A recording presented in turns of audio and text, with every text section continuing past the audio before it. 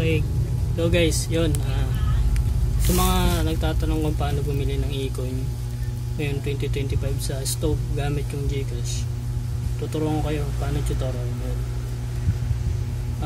Madali lang naman basta may GCash account ka. So ganito lang guys ang process.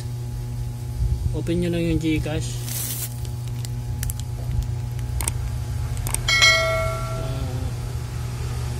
Tapos punta kayo dun sa load. Pag click nyo nun dun sa load, hanapin nyo yung non-telco. Yun, non-telco na, no? Tapos nakasave dun yung number nyo. Ayan. Tapos makikita nyo dun meron dong mga iba-ibang load, arena yan. Pero hindi yan, mag-search nyo lang yung yung game club.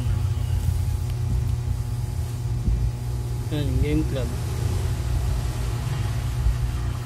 Lalabas na dyan yung mga load e-coins sa game club kung magkano. May 1,000, may 500, may 200, may 300, may 100, 400, 50, tsaka 20 pinakamababa. So try natin yung 20 pesos, no? Buy now natin. Yun, maganda sa GCash kasi wala siyang charge. Kung magkano yung e-coin na bibili mo, like ganito 20 pesos lang rin yung mababaw sa balance mo.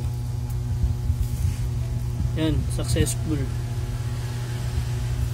Tapos hintayin lang natin yung code.